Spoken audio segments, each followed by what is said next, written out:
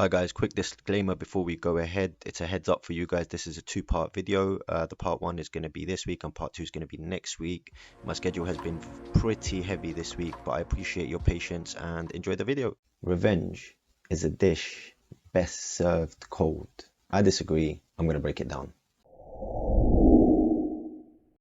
Boom! What's going on, everybody? Thank you very much for tuning in again one more time. I really appreciate it. I just want to say thank you. If you're enjoying the video, don't forget to comment, like, share, subscribe, whatever it is that you feel like doing. The support to the channel is continuously growing. I will continuously keep making videos. So the way I want to break this down is basically into, again, my experience, the actual problem itself, and then, give 3 tips at the end of the video to give you an understanding of what I mean when people feel low, or people feel like they're in a situation where they can't get out of trouble. They can't get out of a dark road that is continuing, and they can't see where the end path is. They can't see it. It's like looking out into the future and just seeing a void. No opportunities, no doors to walk through, no understanding of yourself, of where you want to go. But the thing is, this is what I want to explain, and this is what the key component here.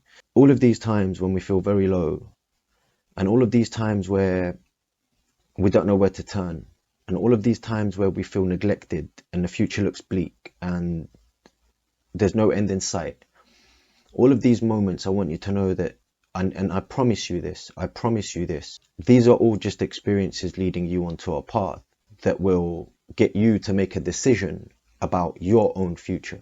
Everything you go through, the pain that you go through, and I'm telling you this because I have pain behind my words. I went through many examples of when pain is the driving force for whatever it is that I'm going through in my life, whether it be a breakup, a death, whether it be a loss in a job, looking for a job, or no friendships that used to exist that don't anymore, or families, or anything that might happen in your life that you want to happen and doesn't happen. You have to ask yourself the question, why? If you're feeling pain, there's a reason. That's your consciousness, that's your body, that's you telling yourself it's time for a change. The revenge part comes in when we're feeling incredibly low, we're feeling incredibly down, we feel like we've given everything that we can and haven't had anything reciprocated back at us, and it feels like we don't know who's going to help us and who's going to save us, and people write us off and people don't give us credit, especially once you're doing everything you can to put that person, or put whoever the situation is, to put them in that kind of situation where you're just trying to make things for the better.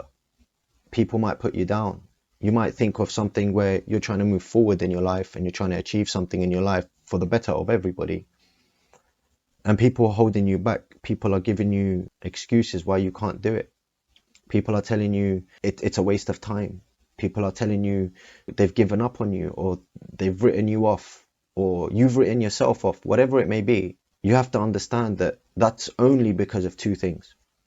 The first one is your fear, or everybody's human nature, to the fear of being alone. And number 2, the other thing I found out was sometimes people like to hold you back when they discover that this person has a particular uniqueness about them. They can go on to do great things, and the person who's supposed to nurture that ends up pulling this back. The reason they pull this back is because their fear of being alone and their fear of seeing your power rise is going to highlight the choices they've made in their life. And what they don't tell you in the midst of all of this is that that's the primary drive as to why people in a lot of situations don't encourage each other, because they feel like there's no reason why that person should do well and I shouldn't. So if I can't do well, they're not allowed to do well. Whatever it may be, whether it may be that you find yourself a great relationship and they try and sabotage it, whether it be your partner or whether it be yourself, whether you're in a family where you're supposed to be nurtured to go and achieve the things that you absolutely love and adore.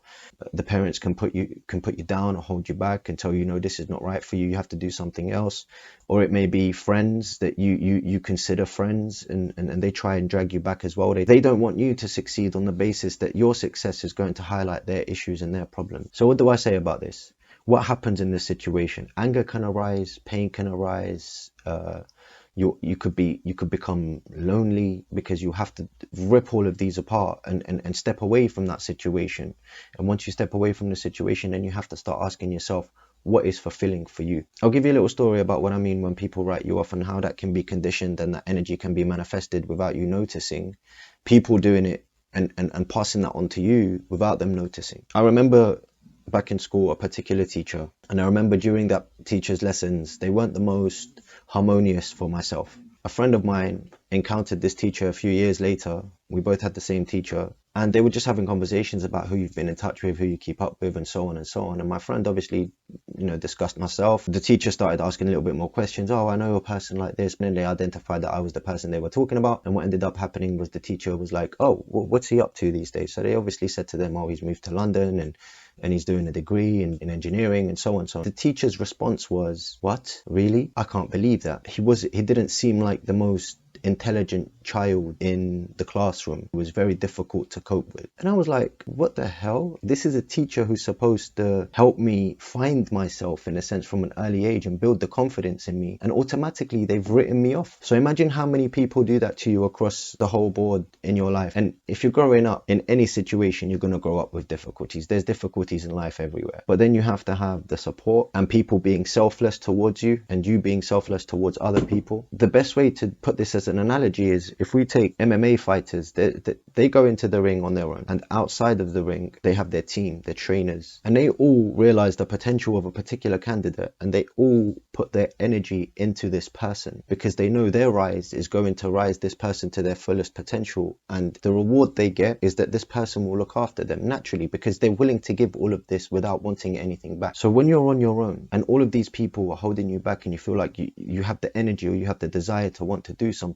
and people are dragging you back, that is going to make you think that you're not capable of achieving this. It's going to impact your state of mind. It's going to impact your confidence. It's going to impact your belief. They're going to call you so many different things. They're going to call you a bum. It's not worth it. You don't have the skills. People like you are not supposed to do it. It could be many reasons. But what you have to remember is that you have the choice in changing all of this. And that feeling of wanting to prove something to the world is not a bad feeling. Use that feeling. Use that anger. Use that drive. Use that motivation. The idea of revenge being a dish best served cold, I disagree with that, because years down the line where you have to rethink about and review a lot of things in your life, you're going to ask yourself the question, could I have done it better? And if you've done it in a way where you could be justified in your actions, to do it in a way where it might, get back at the person. But the best way to get back at a person is to find your fulfillment, your path, and go and succeed at that path. And make sure that when you look back, you can say, I held my head high all the time. And even if I made mistakes, I know that I tried, and I tried very hard. And you can walk away with your head held high, knowing that you've tried everything in your power to help another person. But you have to find the energy in yourself to be able to find your calling regardless. And sometimes you have people around you and sometimes you don't. And when you don't, it's even harder.